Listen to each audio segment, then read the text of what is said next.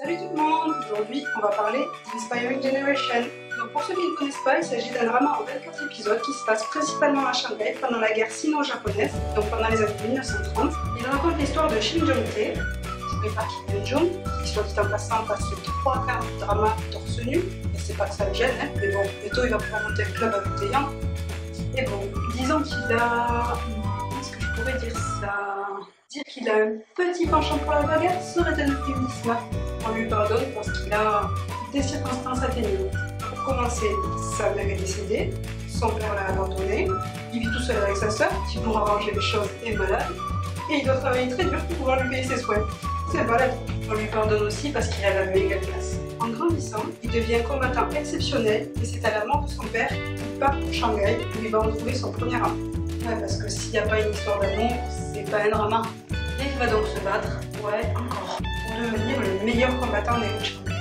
Maintenant, en ce qui concerne les acteurs, essayons d'oublier personne cette fois-ci. Hormis Kim Yoon-jung, le rôle principal féminin est tenu par Jin Se-yeon. Ouais, encore elle. Et j'arrive toujours pas à prononcer son nom correctement d'ailleurs. Elle joue donc le rôle de Ok Ryun, avec un nom de personnage aussi facile à prononcer que son nom d'actrice. Elle est donc le premier amour de Shin Jong-tae. Je sais pas pourquoi, mais j'ai l'impression qu'elle kiffe les rôles de premier amour, celle-ci. Le second rôle féminin, celui de Taekuchi Gaya, joué par Kim Soo-young, a juste la méga classe. Et comme la liste des personnages est beaucoup trop longue, j'ai l'impression qu'il rajoute un personnage tous les épisodes, je vais juste vous parler de mon personnage préféré de tous les temps. C'est donc celui de Mon Miroir, joué par Jae-rim.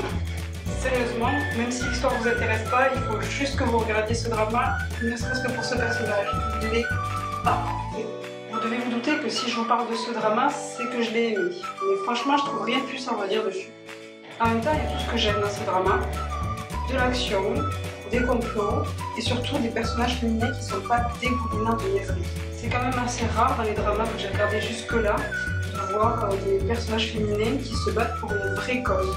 En tout cas pour autre chose que c'est moi qui l'aime et pas toi, si vous voyez ce que je veux dire. En même temps, c'est peut-être le contexte historique qui veut ça, mais j'avoue que ça m'a agréablement surprise. Et puis, au risque de me répéter, le personnage joué par Song Jae-rim a juste la super classe. Ok, j'arrête. Cette pause drama est maintenant terminée, j'espère que ça vous aura plu. N'hésitez pas à laisser un commentaire sous la vidéo pour me dire si vous avez vu le drama et ce que vous en avez pensé. Tout ça sans spoil, bien sûr.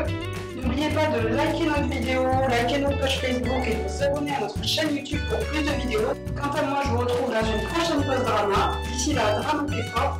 Ciao!